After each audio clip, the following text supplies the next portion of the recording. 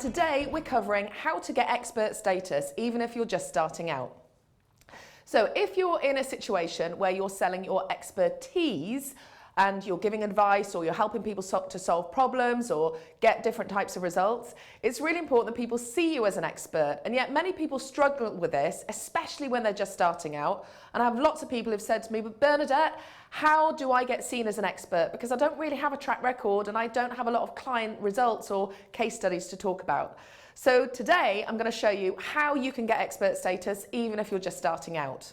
Now, I'm speaking from experience here because when I started out, I was just 26, I didn't have a big client list, I didn't have a proven track record, and yet there were certain things that I did that meant that within about 18 months, in the area that I was working in, I was recognised as one of the country's leading experts.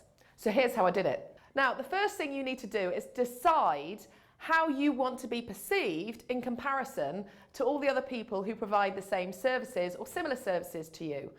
And you need to recognise this is something that you get to decide. It doesn't have to happen by default. You get to choose how you want to be perceived, how you position yourself in the marketplace. So think about, how do you want to be known? What do you want to be known for? How and in what way are you different from people who are providing similar services? Now, the next thing you need to do is you need to start collecting proof. A preponderance of proof is advisable. And you know, one testimonial from one well-known person in your field could be worth hundreds of testimonials from unknown people.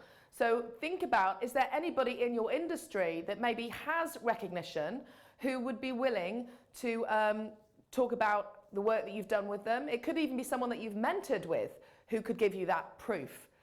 Next, you can also collect your own proof. So a few years ago, I was running a new training program. I hadn't offered this service before, so I didn't have any testimonials. So the proof that I put on my sales page was the results that I'd achieved. So I talked about my sales figures and the number of ebooks I'd sold and things like that. So take a look at your own history, and there may well be proof that you could use which actually demonstrates your expertise or is a sign of the results you've produced. Next, collect case studies of significant accomplishments or projects, and be aware that these don't have to be from the time that you've been in business. So when I first started out, I was teaching cold calling, and obviously I didn't have clients when I just started out, but I had coached some of my colleagues when I worked as an employee, and I had actually even done a little bit of training for the organisations I'd worked for. So I used those as my examples of my expertise and track record. They say a picture tells 1,000 words, so the next thing you want to do is start collecting photographs. It's great if you can get a photograph of yourself in front of an audience. It's great if you can get photographs of yourself with well-known people in your industry. And it's also great to get photographs of you doing whatever activity it is you do when you work with clients. So start to get those photographs, even if you actually have to go out of your way to get them.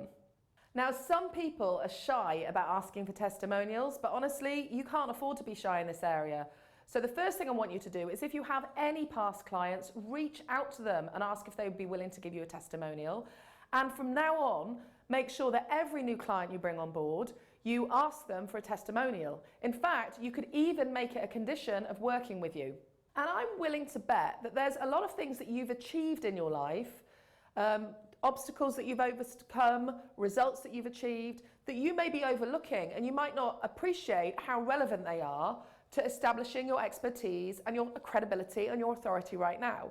So what I want you to do is to go back, even as far as childhood, and list out all of the things that you've achieved, you know, even your swimming certificate.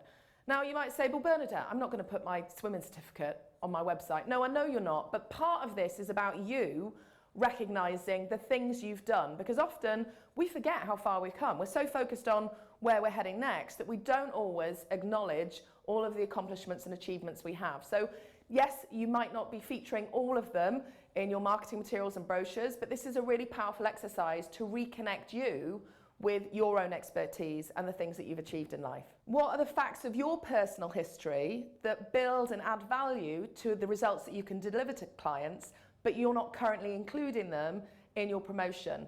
List those out and make sure that you start incorporating them into your marketing materials.